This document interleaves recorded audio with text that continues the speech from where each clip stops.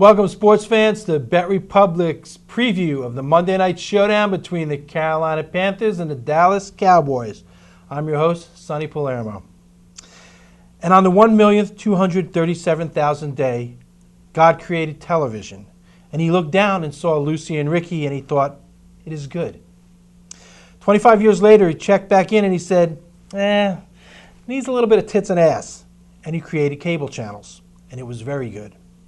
And the other night, while checking the on-screen TV guide on my cable, I came upon a listing for a show called Making the Squad. It was a program about the Dallas Cowboy cheerleaders.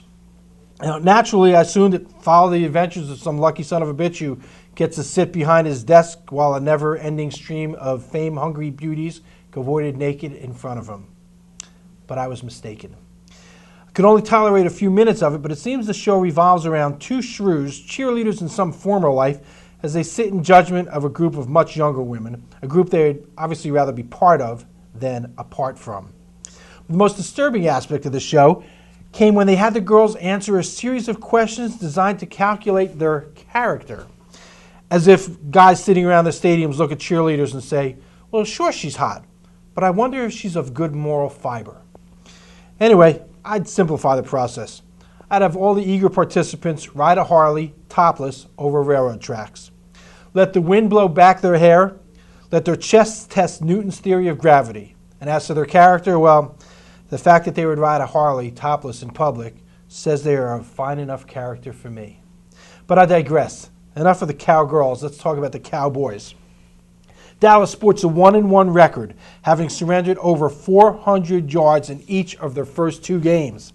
They're ranked 30th overall on defense and are having problems against both the run and the pass. Now, Dallas fans might take heart knowing they've got a winless Carolina team coming in. But an 0-2 team is a desperate team, as 0-3 squads never make the playoffs. The line opened Dallas minus 9.5 with a total of 45. But early money, smart money, came in on the dogs, and the common number is now 8.5. Now, I advise you guys on BRTV on Monday that if you're going to play the over in this one, think ahead. If you're going to play it, buy it now because it's going to go up. Well, that 45 is now 47.5, and it's going to go up to 48, 49 by game time. So if you like the over, still buy it now. You missed the best number, but you'll still do better than if you wait till Sunday night. And the reason the total is climbing, the reason the money came in on the dog, is we watched the Sunday night game between the Giants and the Cowboys when the Giants put up 33 points and beat the Cowboys on national TV.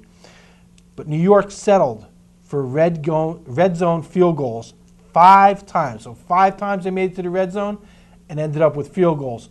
One they missed, one, of course, was the game winner. Otherwise, the score would have been that much higher. The Giants would have scored a lot more points if they were just a little more efficient in the red zone.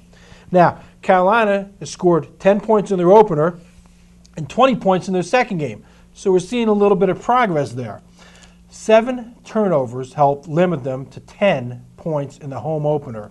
But on the road in week 2, they cut that number to just 2, though Delhomme tried his damnedest to make it at least 3. On one play, he was under heavy pressure, and he tossed the ball submarine style, like a baseball pitcher, straight into the chest of a linebacker who, luckily for Jake, had lobster claws instead of hands and was unable to hold on. Delhomme on the road, much better prospect than Delhomme at home, though, with the booing crowds.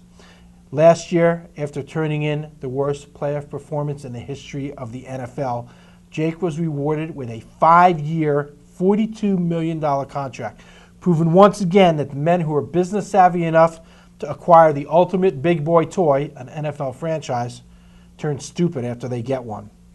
Jake put up over 300 yards against a Falcon defense that has shown more than this Dallas D has, a D that's given up 20 or more points in both games, including 21 in Week 1 to Tampa Bay, a rebuilding team with a rookie quarterback and a rookie head coach. Last week, we played Carolina over 18 points, thinking they were going to get at least 20, and I'm going the same way in this game.